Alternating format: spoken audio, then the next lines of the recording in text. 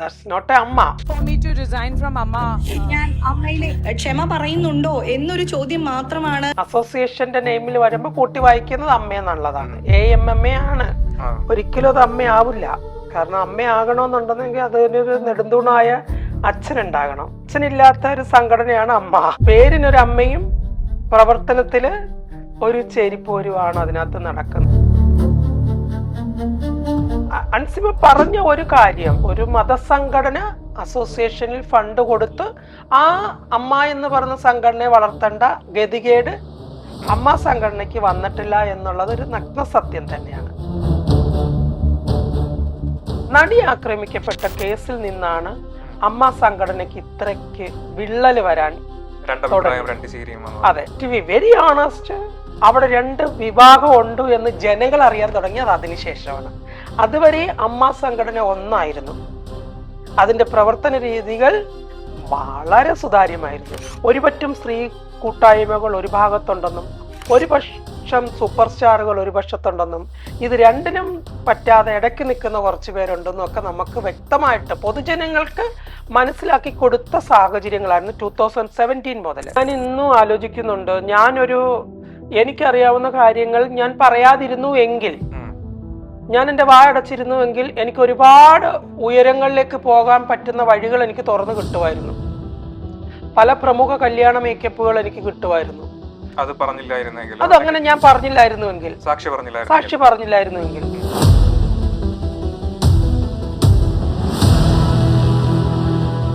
ഞാൻ ഒരു കാലഘട്ടത്തില് ഒരു സുപ്രഭാതത്തില് ഞാൻ ഇങ്ങ് വന്ന് ഞാൻ എന്തെങ്കിലും ആയതല്ല.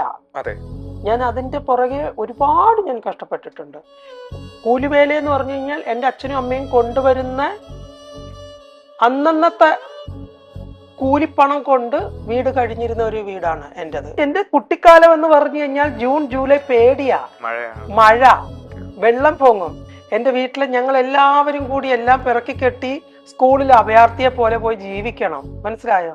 അത് ദിവസങ്ങളോളം എൻ്റെ സഹപാഠികളുടെ മുമ്പിൽ ഞാൻ അപമാനിതയായിട്ട് നിൽക്കേണ്ടി വരുന്ന സാഹചര്യം ഉണ്ടായിട്ടുണ്ട്.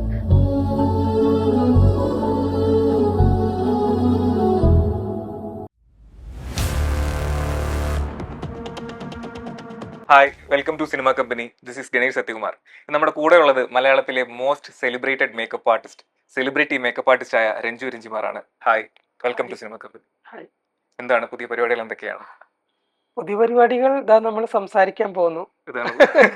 ഇന്ന് വലിയ തിരക്കുള്ള ഒരു ദിവസമായിരുന്നു തോന്നുന്നു. തിരക്കിന്റെ അങ്ങേയറ്റത്ത് നിന്നാണ് ഓടി വരുന്നത്. ആണ്, ഞാൻ കൂട്ടി കുറച്ച് സമയം മാറ്റി വെച്ചത്. താങ്ക്സ്. ഓക്കെ, ഇപ്പോ ഒരു day in my life of Ranju Ranjimar എന്ന് പറഞ്ഞു കഴിഞ്ഞാൽ എങ്ങനെയായിരിക്കും ഒരു day in my life? Day in my life എന്ന് പറയുമ്പോൾ നോർമലി ഞാൻ 5 മണിക്ക് എഴുന്നേൽക്കുന്ന ആളാണ്. ഡെയിലി 5 മണിക്ക് എഴുന്നേൽക്കും. 5 മണിക്ക് എഴുന്നേൽക്കുമ്പോൾ ഞാൻ അന്നത്തെ ടൈം ടേബിൾ എന്തൊക്കെയാണെന്ന് ഒന്ന് അനലൈസ് ചെയ്യും. ഇന്ന് എന്തൊക്കെ പരിപാടികൾ, അപ്പൊ അതിന്റെ ടൈമിംഗ് ഒക്കെ ഒന്ന് ചെക്ക് ചെയ്യും. അപ്പൊ നമുക്ക് ഒരു കുറച്ചും കൂടി ടൈം ഉണ്ടെന്നുണ്ടെങ്കിൽ ഞാനൊരു 1 hour കൂടി ഉറങ്ങും. ഒട്ടും ടൈം ഇല്ലാന്ന് കണ്ടു കഴിഞ്ഞാൽ അപ്പൊ തന്നെ എഴുന്നേറ്റ് ബാക്കി പരിപാടികൾ സ്റ്റാർട്ട് ചെയ്യും. ബിക്കോസ് നമുക്ക് ടൈമിംഗ് എന്ന് പറയുന്നത് വളരെ ഇമ്പോർട്ടന്റ് ആണ്. എനിക്കിപ്പോ ഇന്ന് തന്നെ നമ്മൾ പ്രതീക്ഷിച്ച സമയത്ത് എനിക്ക് ഇവിടെ എത്താൻ പറ്റിയില്ല. അപ്പൊ അതുകൊണ്ട് തന്നെ ഞാൻ എപ്പോഴും ഒരു 1/2 hour നേരത്തെ പിടിച്ചാണ് പോകുന്നത്. അങ്ങനെയാണ് കാര്യങ്ങളെല്ലാം പ്ലാൻ ചെയ്തത്. അങ്ങനെയാണ്. ഈ പേരിന്റെ ഒരു വൈരുദ്ധ്യം ഞാൻ എപ്പോഴും നോക്കിയിട്ടുണ്ട്. എന്താണ് ഈ സെക്കൻഡ് നെയിമിന്റെ ഒരു രഞ്ജിമാർ എന്നുള്ള ഒരു പേരിന്റെ സ്പ്രെഡ് ചെയ്യുക? ഏത് ഭാഷ എന്നുള്ള വാക്കാണ്? അങ്ങനെ ഭാഷകളിൽ നിന്നൊന്നും നോമറോളജി ഒന്നും നോക്കിയല്ല, ആക്സിഡന്റലി ആരാ പറഞ്ഞത്? അങ്ങനെ സംഭവിച്ചു പോയതാ. ഞാൻ ഒരിക്കലും രഞ്ജു രഞ്ജിമയായിരുന്നു. ദെൻ ഞാൻ അപ്ലോഡ് കൊടുക്കുമ്പോൾ കൈതട്ടി ഒരു 6 അതിനകത്ത് കയറിയത് ഞാൻ പോലും അറിഞ്ഞില്ല. അപ്ഡേഷൻ വന്നു, രഞ്ജു രഞ്ജിമാറായിട്ട് വന്നു. പിന്നെ നമുക്ക് അതിനകത്ത് ഒന്നും മാറ്റാൻ ഓപ്ഷൻ ഇല്ല. അങ്ങനെ തന്നെ കിടക്കട്ടെ എന്ന് വിചാരിച്ചു. ഞാൻ ഈ പേര് കേൾക്കുന്ന സമയം തൊട്ടേ രഞ്ജിമാർ അങ്ങനെ ഇതുവരെ കേട്ടിട്ടില്ല. എന്നതുകൊണ്ട് തന്നെ ഇപ്പൊ എവിടെ പോയാലും നമ്മളൊരു വെറൈറ്റി പേരാണ്. ഐഡന്റിറ്റി ആയി. ഓക്കെ, രഞ്ജു രഞ്ജിമാറിന്റെ ഒരു ഫിലോസഫി എന്താണ് ലൈഫിനെ പറ്റിയിട്ടുള്ളത്? ഇത്രയും എക്സ്പീരിയൻസ് ഉള്ള ഒരാളാണ്. ലൈഫിനെ പറ്റി എന്താ പറയാ, life is going well, blessing from God. ഉം. ദെൻ പഴയ കാര്യങ്ങളെല്ലാം സംഭവിച്ചു കഴിഞ്ഞു. ഇനി ഇപ്പൊ സംഭവിച്ചു കൊണ്ടിരിക്കുന്നതിൽ സന്തോഷം കണ്ടെത്തുക. ഇനി വരാനിരിക്കുന്നത് എന്താണോ അതിനെ സ്വീകരിക്കുക. സിമ്പിൾ. സിമ്പിൾ, അത്രേ ഉള്ളൂ. കാരണം എല്ലാം കഴിഞ്ഞു, കഴിഞ്ഞത് കഴിഞ്ഞു. സംഭവിച്ചുകൊണ്ടിരിക്കുന്നതാണ് നമ്മുടെ ജീവിതത്തിലുള്ളത്. ഉം. ഇനി വരുന്നത് എന്താണോ അതിന് രണ്ടു കൈ നീട്ടി സ്വീകരിക്കുക എന്നുള്ളതാണ്. എന്താണെങ്കിലും വരും അല്ലേ? വരും. അതെ. വരും, വരട്ടെ. ഓക്കെ. ഇപ്പോൾ ഒരുപാട് സെലിബ്രിറ്റി മലയാളത്തിലെ ഫിലിം ആർട്ടിസ്റ്റുകളുമായിട്ടൊക്കെ ഒരുപാട് കണക്ഷൻസ് ഉള്ള ഒരാളാണ്. അപ്പോൾ ചോദിക്കാൻ വരുന്നത് അമ്മയിലെ ഇഷ്യൂസിനെ പറ്റിയാണ്. അമ്മ സംഘടനയിൽ നടക്കുന്നതാണ്. വളരെ എലൈറ്റ് ആയിട്ടുള്ള ആളുകൾ അംഗമായിട്ടുള്ളൊരു സംഘടനയാണ്. എന്തുകൊണ്ടാണ് അവിടെ ഇങ്ങനെ തുടരെ പ്രശ്നങ്ങൾ ഉണ്ടാകുന്നത്? അല്ല, ഇത് അമ്മ എന്ന് പറയുന്ന ഒരു സംഘടന, എനിക്ക് തോന്നുന്നു അമ്മയുടെ ആദ്യത്തെ ഷോയ്ക്ക് ഉം. പാർട്ടിസിപ്പേറ്റ് ചെയ്ത ഒരു മേക്കപ്പ് ആർട്ടിസ്റ്റ് ആണ് ഞാൻ. ഉം. അമ്മയുടെ ഫസ്റ്റ് ഷോ മുതൽ പിന്നെ അങ്ങോട്ട് നിരവധി ഷോസിന് ഞാൻ ഉണ്ടായിരുന്നതാണ്. ഉം. ആ, എനിക്ക് തോന്നുന്നു ആ ഒരു കണക്ഷൻ അമ്മ എന്ന് പറയുന്ന ദാറ്റ്സ് നോട്ട് എ അമ്മ, ഉം. അതൊരു അസോസിയേഷന്റെ നെയിമിൽ വരുമ്പോൾ കൂട്ടി വായിക്കുന്നത് അമ്മയെന്നുള്ളതാണ്. AMMA ആണ്. ആ. ഒരിക്കലും അത് അമ്മയാവില്ല. കാരണം അമ്മയാകണമെന്നുണ്ടെങ്കിൽ അതിനൊരു നെടുന്തൂണായ അച്ഛനുണ്ടാകണം, ഉം. അല്ലേ? അച്ഛനില്ലാത്തൊരു സംഘടനയാണ്. അച്ഛനില്ലാത്ത ഒരു സംഘടനയാണ് അമ്മ. എന്താ അങ്ങനെ പറയാൻ കാര്യം? അല്ല, അതിനൊരു അച്ഛൻ, അമ്മ, മക്കൾ, ഈ ഒരു കോൺസെപ്റ്റ് ആയിരുന്നെങ്കിൽ ഇത്രയും പ്രശ്നങ്ങൾ അതിനകത്ത് ഉണ്ടാവില്ലായിരുന്നു. ഉം. ബട്ട് പേരിനൊരു അമ്മയും പ്രവർത്തനത്തില് ഒരു ചേരിപ്പോരുമാണ് അതിനകത്ത് നടക്കുന്നത്. ഇന്നും ഇന്നലെ അല്ല, വർഷങ്ങളായിട്ട് നടക്കുന്നതാണ്. ഉം. എനിക്ക് തോന്നുന്നു ലാലേട്ടനും ഇന്നസെന്റ് ഏട്ടനും ഒക്കെ നടത്തിച്ചുകൊണ്ടിരുന്ന ആ ഒരു ഗ്രൂപ്പായിട്ട് ആ ഒരു ഇതുണ്ടല്ലോ, ഉം. അത് പോയി. അതായിരുന്നോ നല്ലത്? എനിക്ക് കുറച്ചത് നന്നായിട്ട് തോന്നിയിരുന്നു. ആ കാലഘട്ടത്തിലെ പ്രവർത്തനങ്ങൾ കണ്ടിട്ടുള്ള ഒരാളെന്ന നിലയിൽ നല്ല കോർഡിനേഷൻ ആയിരുന്നു. ബാബുച്ചേട്ടനാണെങ്കിലും ഉം. അതൊരു നല്ലൊരു കോർഡിനേഷൻ ആയിട്ട് എനിക്ക് ഫീൽ ചെയ്തിരുന്നു. ബട്ട് എനിക്ക് കുറച്ചിങ്ങോട്ട് വരെ വരെ വരെ വരെ വരെ വരെ വരെ കുറച്ച് പുതിയ പുതിയ എക്സിക്യൂട്ടീവ് അംഗങ്ങൾ അതിനകത്തേക്ക് കയറുന്നു. പുതിയൊരു സംഘടന നേതൃസ്ഥാനം പുതുതായിട്ട് വരുന്നു. ബട്ട് അത് എത്രത്തോളം വർക്കൗട്ട് ആവുമോ എന്നുള്ളത് എനിക്ക് ഒരു സംശയമായിരുന്നു. But I am not part of AMMA സംഘടന. ബട്ട് ഇൻ ഔട്ട് സൈഡിൽ നോക്കുമ്പോൾ ഞാൻ അമ്മ സംഘടനയായിട്ട് ഒരു പാർട്ടായിട്ടാണ്. കാരണം ഞാൻ മേക്കപ്പ് ചെയ്യുന്ന അതെ. നിരവധി ആർട്ടിസ്റ്റുകൾ അതിലെ മെമ്പേഴ്സാണ്. എന്നതുകൊണ്ട് തന്നെ അമ്മയിലെ ഒരു കാര്യങ്ങളും ഞങ്ങൾ ഇതുവരെ പുറത്ത് സംസാരിച്ചിട്ടില്ല. ഉം. ഇതുവരെ സംസാരിച്ചില്ല. ഇവൻ ശ്വേത ചേച്ചി എനിക്ക് നല്ല ക്ലോസ് ഫ്രണ്ടാണ്. മറ്റു ആർട്ടിസ്റ്റുകൾ രമ്യ നമ്പീശൻ നല്ല ക്ലോസ് ഫ്രണ്ടാണ്. ഭാവന ക്ലോസ് ഫ്രണ്ടാണ്. ബട്ട് ഇവരാരോടൊന്നും ഞാൻ അമ്മയുടെ സംഘടനയെ പറ്റി എന്താണ് പ്രവർത്തനം, ഇതാണോ എന്നൊന്നും ഞാൻ ചോദിച്ചിട്ടില്ല. ആകെ കൂടി ശ്വേത ചേച്ചി പ്രസിഡന്റ് ആവുന്ന സമയത്ത് എനിക്കൊരു ഒരു സന്തോഷം. എനിക്കറിയാവുന്ന ആളാണല്ലോ, ഒരു സ്ത്രീ നേതൃസ്ഥാനത്തേക്ക് വരുന്നു, അത് നല്ല പ്രവർത്തന വിജയം കൈവരിക്കട്ടെ എന്ന് പറഞ്ഞു ഒരാശംസ ശ്വേത ചേച്ചിക്കും കൊടുത്തു, മറ്റുള്ളവർക്കും കൊടുത്തു എന്നതേ ഉള്ളൂ. അതിനപ്പുറത്തേക്ക് ഇതിനിപ്പോ എത്ര കാലം കഴിഞ്ഞാലും ഈ ചേരിപ്പോരുകൾ അമ്മ എന്ന് പറയുന്ന സംഘടനയിൽ മാത്രമല്ല, എല്ലായിടത്തും ഉണ്ട്. രാഷ്ട്രീയം പോലെ തന്നെയാണ് സിനിമയും. അത് ശരിക്കും കുടുംബ പശ്ചാത്തലങ്ങളിൽ നിന്നാണ് ഇതെല്ലാം വഴിത്തിരിഞ്ഞ് വന്നത്. അപ്പൊ കുടുംബത്തിൽ നടക്കുന്നതെല്ലാം സിനിമാ സംഘടനയിൽ നടക്കുന്നു, സിനിമാ സംഘടനയിൽ നടക്കുന്നതെല്ലാം രാഷ്ട്രീയത്തിൽ നടക്കുന്നു എന്നതേ ഉള്ളൂ.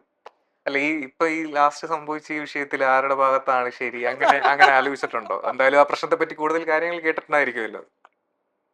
എനിക്ക് ആരുടെ ഭാഗമാണ് ശരി, ആ. ആരുടെ ഭാഗമാണ് തെറ്റ് ഉം.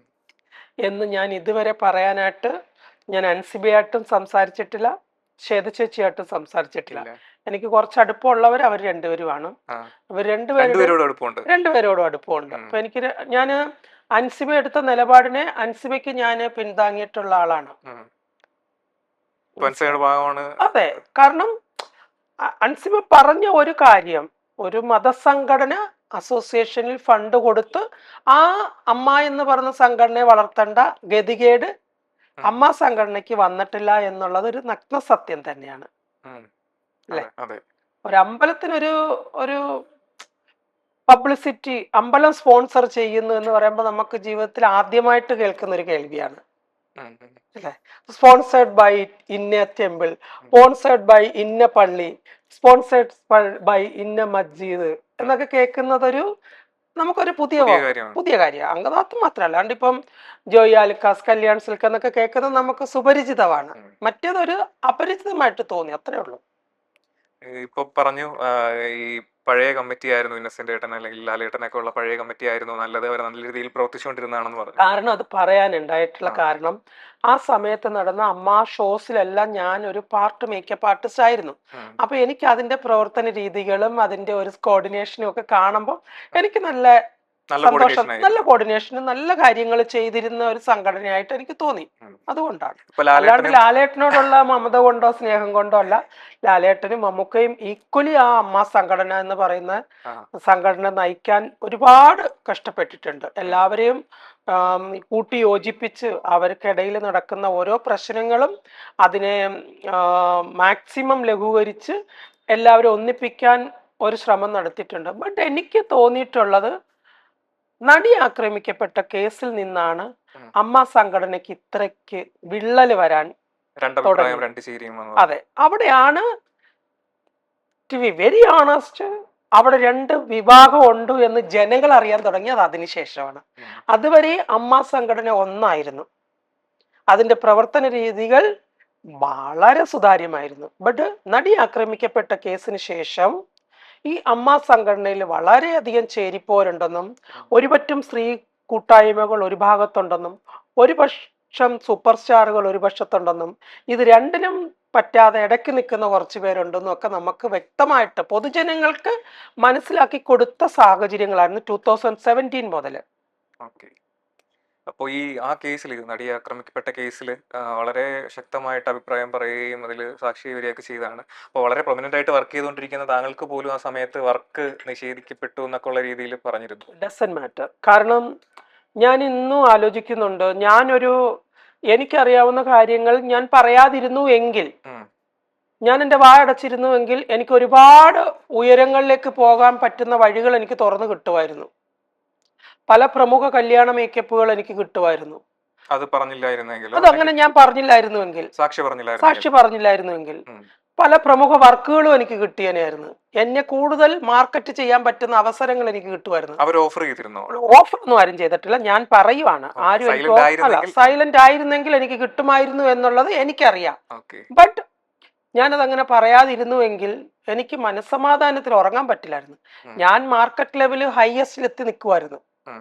ബട്ട് എനിക്ക് ഉറക്കം എന്ന് പറയുന്ന സംഭവം കിട്ടില്ല. കാരണം എനിക്ക് കണ്ട കാര്യം, എനിക്കറിയാവുന്ന ഒരു കാര്യം ഞാൻ പറഞ്ഞു എന്നുള്ളത്. അല്ലാണ്ട് ഞാൻ ഒരിക്കലും പോയിട്ട് ഇദ്ദേഹം അത് ചെയ്തത് ഞാൻ കണ്ടു, അല്ലെങ്കിൽ ഇദ്ദേഹം കൊട്ടേഷൻ കൊടുക്കുന്നത് ഞാൻ കണ്ടു എന്ന് ഞാൻ ഒരിക്കലും ഒരിടത്തും പറഞ്ഞിട്ടില്ല. ഉം. എൻ്റെ കണ്ണിൽ കണ്ടത് ഞാൻ പറഞ്ഞു എന്ന് മാത്രമേ ഉള്ളൂ. അങ്ങനെ മുന്നേ അങ്ങനെ ഒരു ഇൻസിഡന്റ് ഉണ്ടായിട്ടുണ്ട്, അത് ഞാൻ കണ്ടിട്ടുണ്ട് എന്നുള്ള രീതിയിലാണ് പറഞ്ഞത്. അതെ. അപ്പൊ അത് ഇതിലേക്ക് വഴിവെച്ചു എന്നുള്ള തരത്തിലാണല്ലോ കാര്യങ്ങൾ. വാട്ട് എവർ ഇറ്റ് ഈസ്, ഞാൻ എന്താണ് കോടതിക്ക് മുമ്പാകെ പറഞ്ഞതെന്ന് ഇരു ഭാഗത്തുമുള്ള അഡ്വക്കറ്റുമാർക്കറിയാം. ഉം. എൻ്റെ സാക്ഷിമൊഴി രേഖപ്പെടുത്തിയ ജഡ്ജിക്ക് അറിയാം ഞാൻ എന്താണ് അവിടെ പറഞ്ഞിരിക്കുന്നതെന്ന്. ഉം. അവിടെ കൂടിയിരുന്ന മറ്റ് അഭിഭാഷകർക്കറിയാം ഞാൻ എന്താണ് പറഞ്ഞതെന്നുള്ളത്.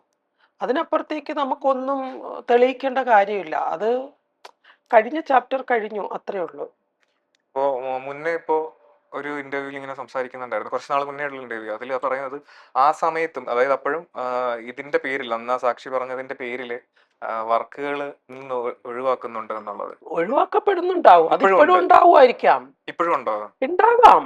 ഉം. ചിലപ്പം അല്ല, എന്നെ സംബന്ധിച്ച് എനിക്കെപ്പോഴും എൻ്റെതായിട്ടുള്ള ഒരു വഴി തെളിച്ച് അങ്ങനെ പോകാനാണ് താല്പര്യം. ഞാൻ പണ്ടും അങ്ങനെ ഇടിച്ചു കയറി ഒരു ആർട്ടിസ്റ്റിൻ്റെ അടുത്ത് വർക്ക് ചോദിക്കുകയോ എനിക്ക് ആ വർക്ക് കിട്ടണമെന്ന് പറയാ. ഇവനിപ്പോൾ ഒരു കല്യാണ മേക്കപ്പിന് എന്നെ ബുക്ക് ചെയ്താൽ, അവർ ബുക്ക് ചെയ്താൽ മാത്രമേ ഞാനത് ഉറപ്പിക്കുന്നുള്ളൂ എനിക്കാണെന്നുള്ളത്. ഉം. ഉം. അതർവൈസ് ഒരു എൻക്വയറി വന്ന് ഞാൻ അവരെ പുറകെ പോയിട്ട് എന്താ എൻക്വയറി, നിങ്ങൾ വിളിക്കാത്ത എന്താ, ഇതൊന്നും ഞാൻ ചോദിക്കത്തില്ല. അത് പണ്ടും ഇല്ല, ഉം. ഇപ്പോഴും ഇല്ല.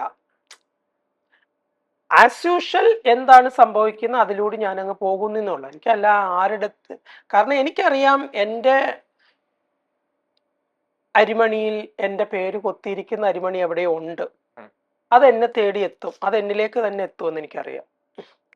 ഓക്കെ. ഇപ്പൊ ഇതുപോലെ അഭിപ്രായം പറഞ്ഞൊരു കേസായിരുന്നു വിൻസി അലോഷ്യസിന്റെയും ഷൈൻ ടോം ചാക്കോയുടെയും കേസ്, ഇല്ലേ? അപ്പോൾ അന്നിങ്ങനെ ഷൈൻ ടോം ചാക്കോയുടെ ഭാഗത്ത് നിന്ന് താങ്കൾക്കെതിരെ ഇതുപോലെ ഒരു അനുഭവം ഉണ്ടായിട്ടുണ്ടെന്ന് പറഞ്ഞു. എനിക്ക് നേരെ അങ്ങനെ അനുഭവം ഒന്നും ഉണ്ടായിട്ടില്ല. ഞാൻ ദൃക്സാക്ഷിയാണ്. ചില കാര്യങ്ങൾ ഞാനും കണ്ടിട്ടുണ്ട്. അപ്പം ഒരു സാധാരണ ഒരു പൊതുജനത്തിന്റെ ഇടയിൽ നിന്നുള്ള ഒരാളെന്ന നിലയിലാണ് ഞാനത് പറഞ്ഞത്. ഞാനൊരു മേക്കപ്പ് ആർട്ടിസ്റ്റ് ആണെന്നോ അല്ലെങ്കിൽ ഫിലിം ഇൻഡസ്ട്രിയിൽ വർക്ക് ചെയ്യുന്ന ആളെന്നുള്ള രീതിയിലല്ല ഞാനത് പറഞ്ഞത്. ഞാനും കണ്ടിട്ടുണ്ട് ഈ വക സാക്ഷിയായിട്ടുണ്ട്. ആ ആ മിസ്ബിഹേവ് ആ ചെയ്യുന്നതാണ്. ഇത്തരം കോപ്രായങ്ങൾ കാരണം എത്ര പേരുടെ ഉറക്കമാണ് നഷ്ടപ്പെടുന്നത്, എത്ര പേരുടെ സമയമാണ് ഇല്ലാണ്ടാവുന്നതെന്ന് ഞാൻ ചോദിച്ചിട്ടുള്ള കാര്യമാണ്. ഷൈൻ ടോം ബട്ട് ചാക്കോയോട് ചോദിച്ചിട്ടുണ്ടോ? ഷൈൻ ടോമിനോട് ചോദിക്കേണ്ട കാര്യമില്ല. ഹായ്. ആ സിറ്റുവേഷനിൽ ഞാൻ അതെന്റെ അഭിപ്രായം ഞാൻ ഉം. രേഖപ്പെടുത്തിയിട്ടുണ്ട്. അപ്പോഴെല്ലാം എന്നെ കൈയടിച്ച് പ്രോത്സാഹിപ്പിച്ചിട്ടുള്ള പല പ്രമുഖരും ഉം. അവസരം വന്നപ്പോൾ കാലുമാറി നിന്നിട്ട് ഉം. രഞ്ജുവിന് ഇതിന്റെ വല്ല കാര്യമുണ്ടോ എന്ന് ചോദിച്ചിട്ടുള്ള അവസ്ഥയും ഞാൻ നേരിട്ടു. അതാണ് പറഞ്ഞത്, ബഹുജനം പലവിധം. ഉം. അപ്പം എനിക്ക് പറയാനുള്ള നിലപാട് എന്താണോ അത് ഞാൻ പറയും. അതിൽ വ്യക്തമായ തെറ്റുണ്ടെങ്കിൽ എന്നെ തിരുത്തിയാൽ ഞാനത് തിരുത്തും. അത്രേ തിരുത്താൻ തയ്യാറാണ്. തിരുത്താറുണ്ട്. പിന്നെ ഉം. എൻ്റെ ഭാഗത്ത് തെറ്റ് സംഭവിച്ചിട്ടുണ്ടെന്ന് ഒരാൾ വ്യക്തമായിട്ട് എന്നെ ചൂണ്ടിക്കാണിച്ചാൽ ഞാൻ തിരുത്തും. പിന്നെ ഒബ്വിയസ്ലി അത് അവിടെ ഞാൻ പ്രായമോ സ്ഥാനമോ മാനമോ ഒന്നും ഞാൻ നോക്കാറില്ല. ഞാനത് ചെയ്യും. ഈ ട്രാൻസ്ജെൻഡർ കമ്മ്യൂണിറ്റിയിൽപ്പെട്ട ആളുകളോട് പുറത്തു നിന്നുള്ള ആളുകൾ സഹകരിക്കുന്നത് അല്ലെങ്കിൽ റിലേഷൻഷിപ്പിലാവുന്നത് എല്ലാം തെറ്റായ ഒരു ഉദ്ദേശത്തോടു കൂടിയാണെന്ന് ഇങ്ങനെ പറഞ്ഞിട്ടുണ്ടായിരുന്നു. പക്ഷേ ഇപ്പോൾ നോക്കിക്കഴിഞ്ഞാൽ ഇങ്ങനെ പലരും കല്യാണം കഴിക്കുന്നുണ്ട്. കമ്മ്യൂണിറ്റിയിൽ നിന്ന് പുറത്തുള്ള ആളുകൾ ട്രാൻസ്ജെൻഡേഴ്സിനെ കല്യാണം കഴിക്കുകയും അവർ നന്നായിട്ട് ജീവിക്കുകയൊക്കെ ചെയ്യുന്നുണ്ട്.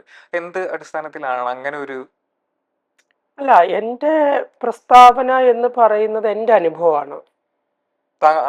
അങ്ങനെ അനുഭവം ഉണ്ടായി? പിന്നെ എൻ്റെ അനുഭവമാണ് ഞാൻ പറഞ്ഞത്. ഇപ്പൊ ട്രാൻസ്ജെൻഡർ കമ്മ്യൂണിറ്റിയിൽ വരുന്ന എല്ലാ സിസ്ജെൻഡറിൽപ്പെട്ട പുരുഷന്മാരും അവരെ മിസ്യൂസ് ചെയ്യുന്നു എന്ന് ഞാൻ പറയില്ല. മോസ്റ്റ് ഓഫ് ദ പീപ്പിൾസും 90% ആളുകൾ 99% 99% ആളുകൾ 99% ആൾക്കാരും മിസ്യൂസ് ചെയ്യപ്പെടുകയാണ് ചെയ്യുന്നത് കമ്മ്യൂണിറ്റിയിൽ. ബിക്കോസ് ജീവിതത്തിന്റെ ഒരു ഘട്ടം എത്തുമ്പോൾ അവിടെ അവർക്ക് ഒരുപാട് പ്രശ്നങ്ങൾ നേരിടേണ്ടതായിട്ട് വരുന്നുണ്ട്. ഈവൻ ഞാൻ കാണുന്നുണ്ട്.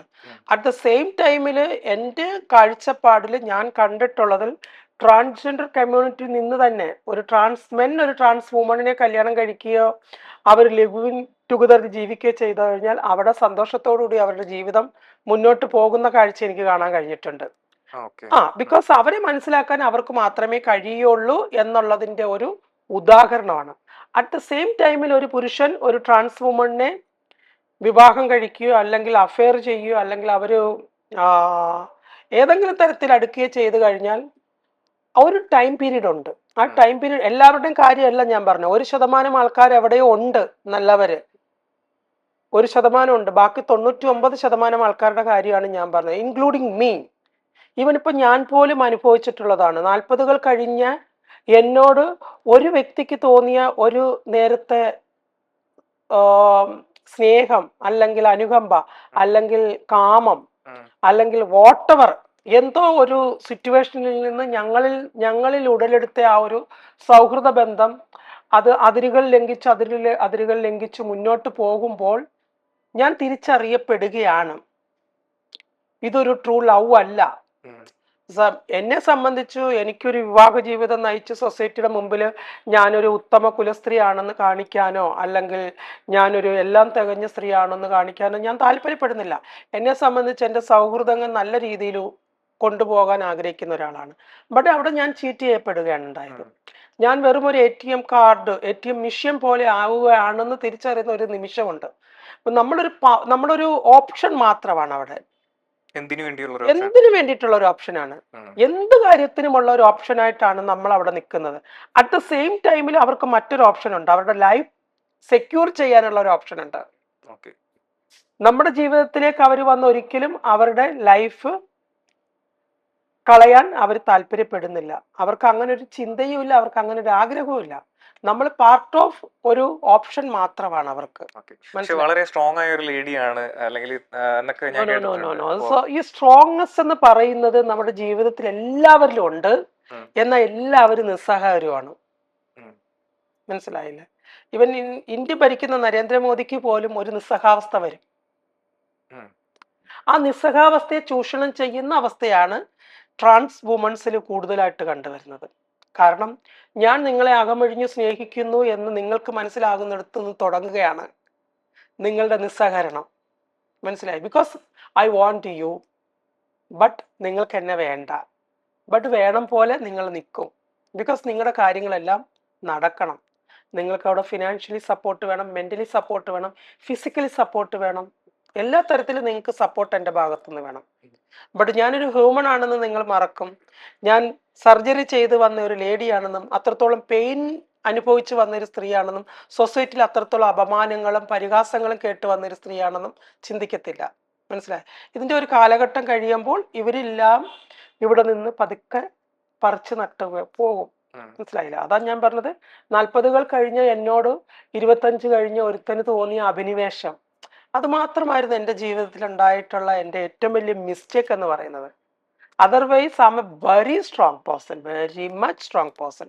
ബട്ട് എൻ്റെ ലൈഫിൽ ഉണ്ടായിട്ടുള്ള ഏറ്റവും വലിയ ഒരു പാഠവും ഒരു തിരിച്ചറിവും ഒക്കെ ആയിരുന്നത്. അല്ല, ഇപ്പോ ഈ ഇങ്ങനെ പ്രണയം തോന്നിക്കഴിഞ്ഞാൽ അതെല്ലാം ഇങ്ങനെ തന്നെ വന്ന് കലാശിക്കുമെന്ന് എൻ്റെ അഭിപ്രായത്തിൽ ലോകത്ത് പ്രണയമില്ല എന്നേ ഞാൻ പറയും. അതെങ്ങനെ പറയാൻ കഴിയും? Never ever there is no love. ഞാൻ എങ്ങനെയാണ് നിനക്ക് എങ്ങനെ എന്നോട് സ്നേഹമുണ്ടെന്ന് നീ എങ്ങനെയാണ് തെളിയിക്കുന്നത്? നിനക്ക് സയന്റിഫിക്കലി പ്രൂഫ് ചെയ്യാൻ പറ്റുമോ? അത് ഒരാളെ അയാളെ ടേക്ക് കെയർ ചെയ്യുന്ന ഹൗ എങ്ങനെ? ഞാൻ എനിക്ക് പനിയാണോ എന്ന് പറയുമ്പോ എനിക്ക് ഗുളിക മേടിച്ചോണ്ട് തരികയോ, അല്ലെങ്കിൽ എനിക്ക് പീരീഡ്സ് ആണെന്ന് പറയുമ്പോ പാഡ് മേടിച്ചോണ്ട് തരിക, അല്ലെങ്കിൽ എനിക്ക് ഭക്ഷണം വിശന്നിരിക്കുമ്പോ എനിക്ക് ഭക്ഷണം വാങ്ങിച്ചോണ്ട് തരിക, അതാണ് അല്ലേ ജീവിതത്തിൽ അതാണ് പറയുന്നത്. ഒരു ടേണിംഗ് പോയിന്റിൽ എത്തുമ്പോൾ ഇതിൽ ഒരാളാണ് എഫേർട്ട് എടുക്കുന്നത്. ഈക്വൽ എഫേർട്ടിന് ആരും എടുക്കില്ല. ഈക്വലി എഫേർട്ട് എടുക്കുന്നിടത്താണ് പ്രണയം യാഥാർത്ഥ്യമാകുന്നത്. ഞാൻ മനസ്സിലാക്കിയിട്ടുള്ളത് പ്രേമിക്കുന്ന ഒരാളാണെങ്കിൽ രണ്ടുപേരാണെന്നുണ്ടെങ്കിലും ഈക്വൽ 50-50 എന്നുള്ളൊരു എപ്പോഴും നടക്കാറില്ല. ചില സമയത്ത് അത് 20-80 ആയിരിക്കാം, 50-50 ആയിരിക്കാം, അല്ലെങ്കിൽ 20-70-30 ആയിരിക്കാം. ഇതിങ്ങനെയല്ലേ ഇപ്പൊ 0-100 എത്തുന്നതാണ് ചീറ്റിംഗ് എന്ന് പറയുന്നത്. ബട്ട് ഈ 0-100 എന്ന് പറയുന്നത് 100 ഇവിടുന്ന് കൊടുക്കുമ്പോൾ അവിടുന്ന് 0 ആണ്. പക്ഷെ ആ 0 കൊടുക്കുന്ന ആള് 100-നേക്കാൾ അഭിനയിക്കാൻ അറിയാവുന്ന ആളായിരിക്കും. മനസ്സിലായി? നമുക്കിതൊരിക്കലും എനിക്ക് നിങ്ങളോട് റെസ്പെക്ട് ഉണ്ടെന്ന് പറഞ്ഞ് ഞാൻ ചാടി എഴുന്നേക്കുന്നതല്ല റെസ്പെക്ട്. മനസ്സിലായി? എനിക്ക് നിങ്ങളോട് സ്നേഹമുണ്ടെന്ന് പറയുന്നതല്ല. അത് നിന്റെ സന്തോഷത്തിലും നിന്റെ ദുഃഖത്തിലും നിന്റെ എല്ലാത്തിലും ഞാൻ കൂടെ വേണം. അല്ലാണ്ട് ദുഃഖം വരുമ്പോൾ മാത്രം വന്നിരുന്ന് തലോടിയിട്ട് സാരമില്ല ശരിയാകും എന്ന് പറയുന്നതല്ല സൗഹൃദം എന്ന് പറയുന്നത്. ഞാൻ അനുഭവിക്കുന്ന സന്തോഷത്തിൽ ഒപ്പം നിന്ന് സന്തോഷിക്കണം. അതാണ് യഥാർത്ഥ സൗഹൃദം എന്ന് പറയുന്നത്. എൻ്റെ സന്തോഷത്തെ അവൻ്റെ സന്തോഷമായിട്ട് കാണണം.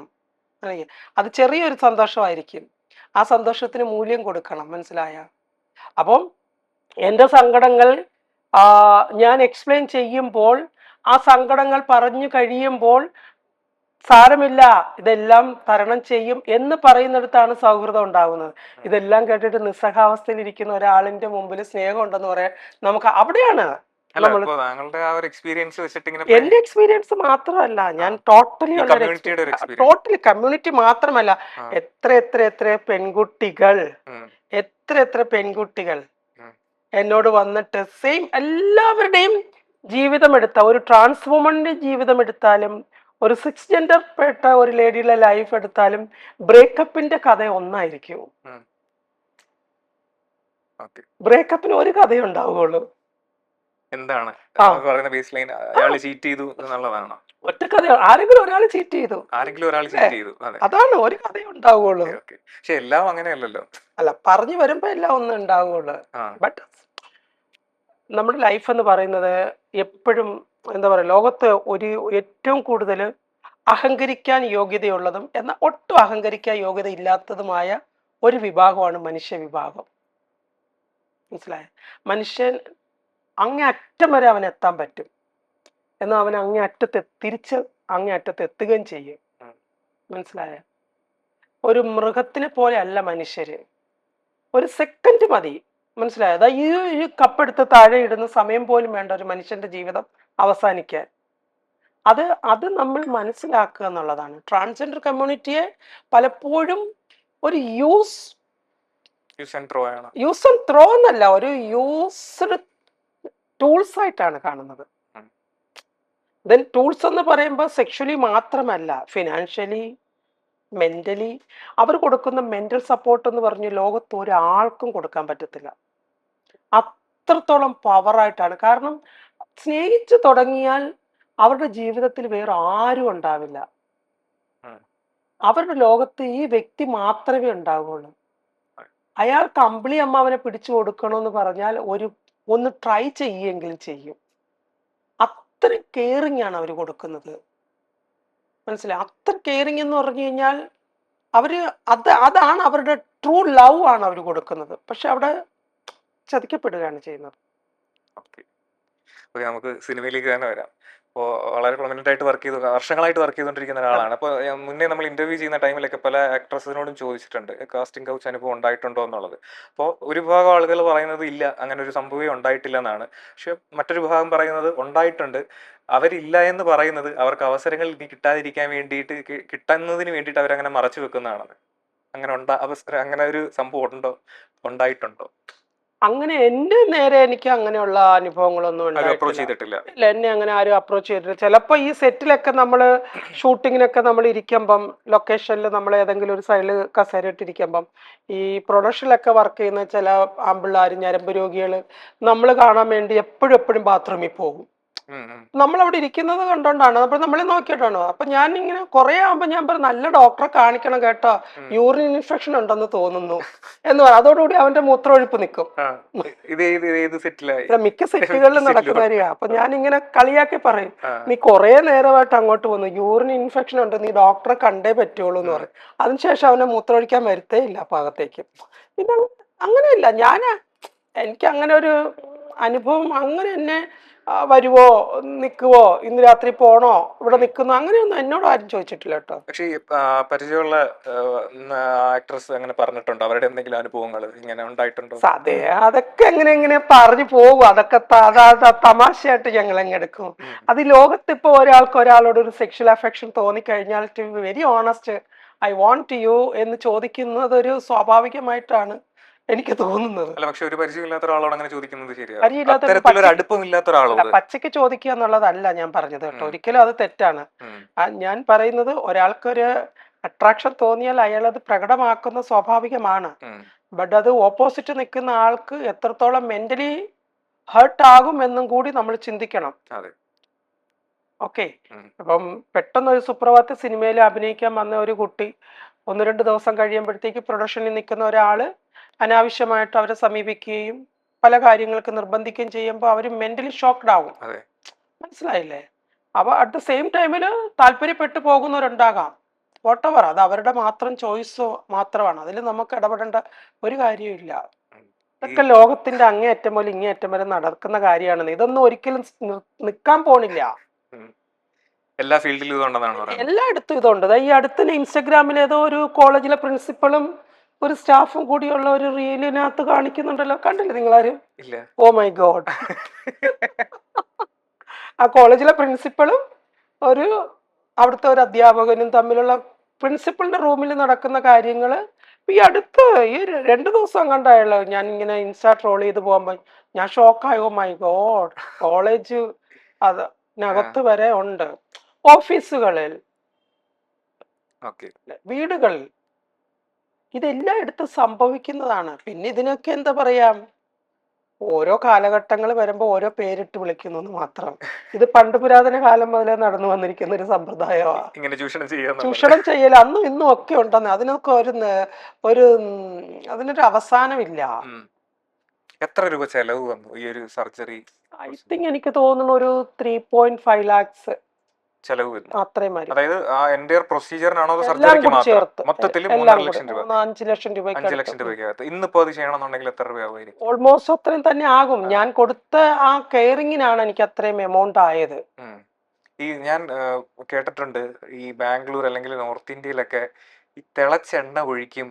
എനിക്ക് അതിനെപ്പറ്റി ഒന്നും അറിയത്തില്ല. കാരണം ഞാൻ ആ ഒരു കാലഘട്ടത്തിലേക്ക് ഞാൻ പോയിട്ടില്ല. ഞാൻ അത്ര ഒരു കാലഘട്ടത്തിലെ സമ്പ്രദായങ്ങളുമായിട്ടോ ആചാരങ്ങളുമായിട്ടോ എനിക്ക് പരിചയമില്ല. ഇല്ല. എനിക്ക് അറിയാത്തൊരു കാര്യത്തെ പറ്റി ഞാൻ പറയുന്നത് ശരിയല്ല. ഞാൻ ഇതുവരെ കണ്ടിട്ടില്ല തിളച്ചെണ്ണ കോരി ഒഴിച്ചുള്ള സർജറിയോ അല്ലെങ്കിൽ മുറിച്ചു കളയുന്ന. അത് ഉണ്ട്. പണ്ട് പുരാതന കാലത്ത് അതൊക്കെ ഉണ്ടാവും. പക്ഷെ ഞാൻ അത് കണ്ടിട്ടില്ല. അങ്ങനെയുള്ള ആൾക്കാരുമായിട്ട് എനിക്ക് എൻ്റെ അടുത്ത് ഞാൻ അത്തരം കാര്യങ്ങൾ ചോദിച്ചിട്ടില്ല. അതുപോലെ തന്നെ ഞാൻ ഒരാളിൻ്റെയും സർജറി കാര്യങ്ങൾ ചോദിക്കാറുമില്ല. ചോദിക്കാറില്ല. ആ. നിങ്ങൾ സർജറി ചെയ്തിട്ട് എങ്ങനെയാണ്, സർജറി എങ്ങനെയായിരുന്നു, ഇതിനെപ്പറ്റി ഒന്നും ഞാൻ ചോദിക്കില്ല. ഉം. ഇപ്പോ കുറച്ച് ആളുകൾ ഇങ്ങനെ പറയുന്നുണ്ട്, ഈ ട്രാൻസ്ജെൻഡർ എന്ന് പറയുന്ന അല്ലെങ്കിൽ ഈ ഒരു ജെൻഡർ ഇഷ്യൂസ് എന്ന് പറയുന്നത് അതൊരു മെന്റൽ ഡിസോർഡർ ആണ്, അത് ട്രീറ്റ് ചെയ്താൽ മാറാമെന്നുള്ളത്. പിന്നീട് തന്നെ ഒരു കൂട്ടം ആളുകൾ, ഒരു കമ്മ്യൂണിറ്റി ഉണ്ടെന്ന് ഞാൻ കേട്ടിട്ടുണ്ട്. അതായത് സർജറി ചെയ്തതിന് ശേഷം പിന്നീട് തിരിച്ച് പഴയ ജെൻഡറിലേക്ക് പോകണമെന്ന് പറയുന്ന ഒരു തരത്തിൽ. എനിക്കറിയില്ല അതിൻ്റെയൊക്കെ പ്രോബ്ലം എന്താണെന്നൊന്നും എനിക്കറിയില്ല സത്യമായിട്ട്. ബിക്കോസ് എന്നെ സംബന്ധിച്ച് ഞാനൊരു വേറൊരു മേഖലയായിട്ട് നിൽക്കുന്ന ഒരാളാണ്. 100% am a trans woman. At the same ടൈമിൽ ഞാൻ ഈ സൊസൈറ്റിയിലാണ് ജീവിക്കുന്നത്. എനിക്ക് സൊസൈറ്റിയോട് ഒരുപാട് ഉത്തരവാദിത്തങ്ങളുണ്ട്. ഞാനൊരു മേക്കപ്പ് ആർട്ടിസ്റ്റാണ്, ഞാനൊരു ഓൺട്രപ്രണറാണ്, ഞാനൊരു അധ്യാപികയാണ്. എനിക്ക് ഒരുപാട് റെസ്പോൺസിബിലിറ്റികളുണ്ട്. ആ റെസ്പോൺസിബിലിറ്റികളെ ഫോക്കസ് ചെയ്തിട്ടാണ് ഞാൻ മുന്നോട്ട് പോകുന്നത്. ഒരാൾ സർജറി ചെയ്തോ ആ സർജറിക്ക് ശേഷം അയാൾ മറ്റെന്തായി അല്ലെങ്കിൽ അതിനുശേഷം അയാൾ എന്തായി ഇതിനെപ്പറ്റി അന്വേഷിക്കാനോ അതെന്നെ ബാധിക്കുന്ന ഒരു വിഷയമല്ല. ഒരിക്കലും അതെന്നെ ബാധിക്കുന്നില്ല. ബിക്കോസ് ഞാൻ എൻ്റെ ഇടങ്ങളിലൂടെയാണ് ഞാൻ പോകുന്നത്. ഓരോരുത്തരുടെയും ജീവിതം എങ്ങനെ കൊണ്ടുപോകണമെന്ന് അവരവരുടെ മാത്രം ഉത്തരവാദിത്തമാണ്. അവിടെ എനിക്ക് ചോദ്യം ചോദിക്കേണ്ട അവകാശമില്ല. അതിന് എനിക്ക് ഉത്തരം കിട്ടേണ്ട അവകാശം എനിക്കില്ല. ഓക്കെ. ഓക്കെ. ഇപ്പോൾ മേക്കപ്പിലേക്ക് വരികയാണെന്നുണ്ടെങ്കിൽ ഒരുപാട് ആർട്ടിസ്റ്റുകളെ മേക്കപ്പ് ചെയ്യുന്ന ഒരാളാണ്. ഇപ്പോൾ ഇതുവരെ ചെയ്തിട്ടുള്ളതിൽ ഭയങ്കരമായിട്ട് ഒരു സാറ്റിസ്ഫാക്ഷൻ തോന്നിയിട്ടുള്ളൊരു ആർട്ടിസ്റ്റ് ആരാണ്, ആക്ട്രസ് ആരാണ് ഏറ്റവും, അതായത് ഭയങ്കര എൻജോയ് ചെയ്ത് ചെയ്യുന്നത്? ഇപ്പോൾ ഒരു വർക്ക് ചെയ്യുകയാണെങ്കിലും എൻജോയ് ഞാൻ എല്ലാവരുമായിട്ട് എൻജോയ് ചെയ്താണ് മേക്കപ്പ് ചെയ്യുന്നത്. ഒരാളുണ്ടായിരിക്കും. ഇപ്പൊ ഭാവനയാണെങ്കിലും ആ. മമതയാണെങ്കിലും പ്രിയ ചേച്ചി ആണെങ്കിലും എല്ലാവരുമായിട്ടും എൻജോയ് ചെയ്താണ് ചെയ്യുന്നത്. ബട്ട് മമത മോഹൻദാസുമായിട്ട് ചെയ്യുമ്പോൾ കുറച്ചും കൂടി ഒരു എൻജോയ്മെന്റ് ആ. കൂടുതലുണ്ടാവും. എപ്പോ ചെയ്ത് കഴിഞ്ഞാലും പെർഫെക്റ്റ് ആയിരിക്കുമെന്ന് തോന്നുന്നത്. അത് 100%. ആ. എപ്പോ ചെയ്താലും ഞാൻ കണ്ണ് കെട്ടി മേക്കപ്പ് ചെയ്യാൻ പറ്റും. മോഹൻദാസ്. എന്റെ കണ്ണ് കെട്ടി എനിക്ക് മമതനെ മേക്കപ്പ് ചെയ്യാൻ പറ്റും. ഓക്കെ.